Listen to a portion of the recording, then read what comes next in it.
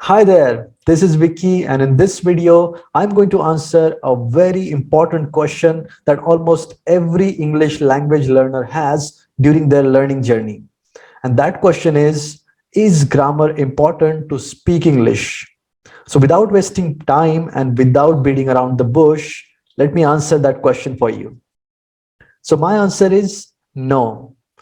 You don't have to learn grammar if your goal is just to speak English, if you just want to use English to communicate your thoughts, feelings and ideas. तो अगर आप English सिर्फ बोलना चाहते हो, सिर्फ इस्तेमाल करना चाहते हो अपने थॉट्स को एक्सप्रेस करने के लिए, तब आपको ग्रामर सीखने की जरूरत नहीं है।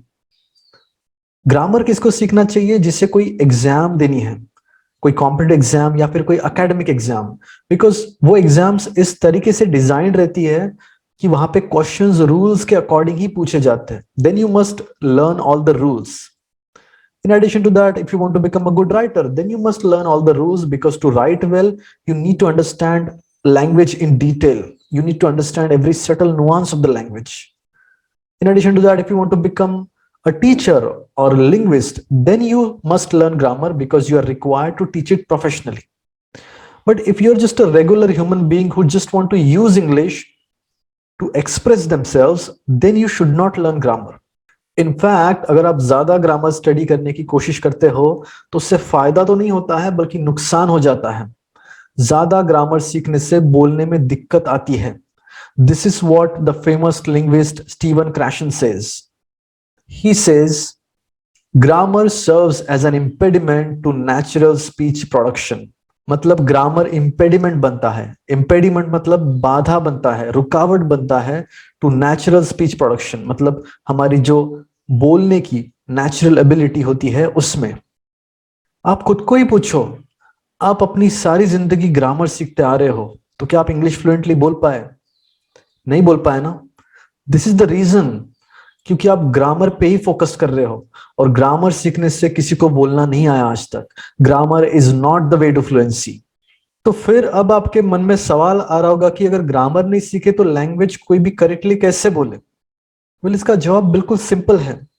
हम बिना ग्रामर के ही लैंग्वेज करेक्टली बोलते हैं। We do that with our native tongue, and English speakers do that with their native tongue. किसी को ग्रामर नहीं आता। एक रिसर्च कहता है कि लगभग 80% नेटिव इंग्लिश स्पीकर्स को ग्रामर के रूल्स पता नहीं होते, फिर भी वो इंग्लिश अच्छी तरह से बोल लेते हैं। और हमें भी हमारे नेटिव टंग के ग्रामर के रूल्स नहीं पता होते, फिर भी हम उसे अच्छे से बोल लेते हैं। Nobody learns the grammar of their native language. तो अब ये समझो कि हम अपनी लैंग्वेज का ग्रामर सीखे बिना करेक्ट इस्तेमाल कैसे कर लेते हैं। We actually have the feel for the language. हम हमारी लैंग्वेज को फील करते हैं। What does it mean? हमें करेक्ट लैंग्वेज सुनने की इतनी आदत पड़ जाती है कि हमें इंस्टिंक्टिवली और इंट्यूटिवली पता होता है कि क्या सही है और क्या गलत है। ये समझाने के लिए मैं आपको एक छोटा सा उदाहरण देता हूं। Late me give you an example. तो मेरा एक दोस्त है जो हमेशा गलत हिंदी बोलता है। सो he will say a sentence like मेरी मोबाइल घूम गई। So every time he says that, मैं उससे बोलता हूं मेरी मोबाइल घूम गई नहीं होता है, घूम गया होता है। अब मुझे पता है कि घूम गया बोलना पड़ता है, बट क्यों बोलना पड़ता है मुझे नहीं पता। उसके पीछे का ग्रामर अगर कुछ होगा तो मुझे नहीं पता, और मुझे पता होने की जरूरत भी नहीं है। आई जस्ट नो कि सही क्या है, और उस सही से अलग कोई कुछ बोलेगा तो मैं उसको गलत बोलूंगा। So that's all you have to know. So I have the feel for the language, for Hindi, कि हिंदी में सही क्या होता है और गलत क्या होता है।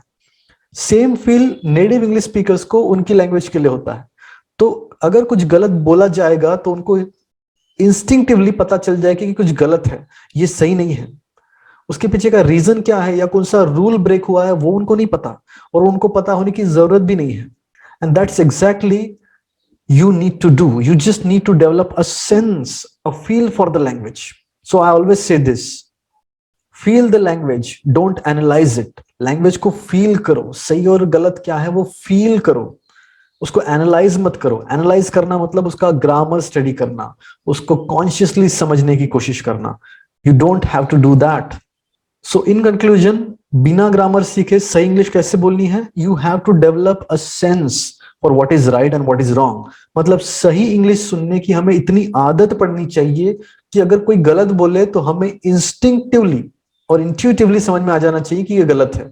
उसके पीछे का रीजन क्या है, उसके पीछे का रूल क्या है, वो आपको भले ही ना पता हो और वो पता होने की जरूरत भी नहीं है, लेकिन आप इंस्टिंक्ट से सही ग्रामर यूज करोगे ऑटोमेटिकली।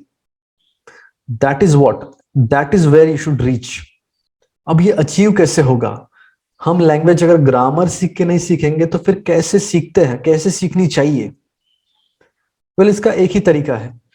हम सभी लोग ऐसे ही हमारी लैंग्वेज सीखते हैं। We learn a language in phrases और चंक्स। और इसी मैकेनिज्म के अराउंड मैंने एक मेथड डेवलप की है जिसको मैं बोलता हूं the chunking method. So every language consist of phrases. कुछ फिक्स्ड एक्सप्रेशंस होते हैं, उनका यूज करना आना चाहिए, उनका मीनिंग समझ के हमें उनका इस्तेमाल करते आना चाहिए बस। For example, take this phrase, I have been to. अब आई हैव बीन टू ये फ्रेज हम उस केस में यूज करते हैं जहां आप कहीं गए और जाके आए हो, कहीं आप होकर आए हो। सो कोई जगह है या कोई कंट्री है या कोई सिटी है, उस केस में ये फिक्स्ड फ्रेज आप यूज करते हो। तो इस ब्लैंक स्पेस की जगह आपको, आप जहां भी होकर आए हो वो ऐड करना है बस। Something like this, I have been to Goa, I have been to Spain, I have been to that temple, I have been to this house, I have been to prison, like that. Let me give you one more example of this. I want to. I want to मतलब आप कोई चीज करना चाहते हो, तो आप कोई भी चीज, कोई भी एक्शन जो करना चाहते हो उसको आप इसके बाद में ऐड करो। ये जो ब्लैंक स्पेस है यहाँ पे, for example, I want to pass the exam, I want to cancel the meeting, I want to buy a new phone, I want to slap him.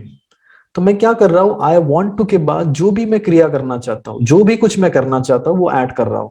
I want to eat, I want to drink, I want to slap, I want to go, like that. So these are called fixed expressions. और हम पूरी English या कोई भी language for that matter, हम expressions में, phrases में, chunks में सीखते हैं। And this is the most natural way to learn any language. Actually this is the only way, there is no other वे। हम सभी लोग कोई भी लैंग्वेज एक ही तरह से सीखते हैं और वो यही तरीका है।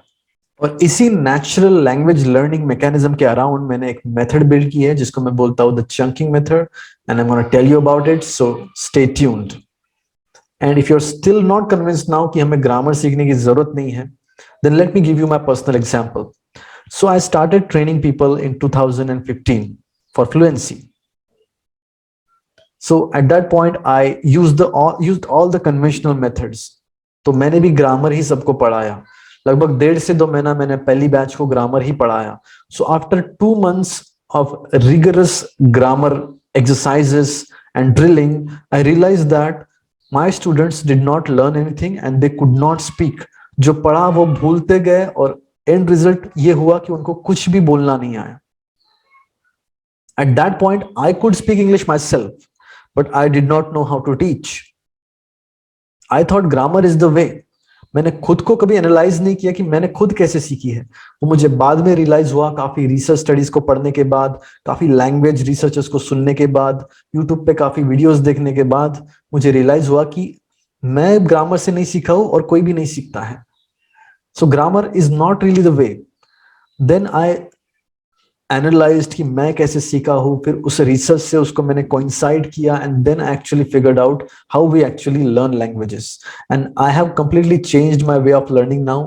आई incorporate this new method and let me tell you this method works really well.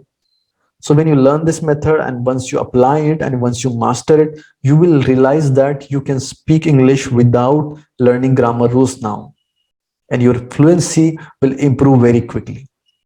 So I'll be talking about the chunking method in the coming episode. Thank you for listening to me.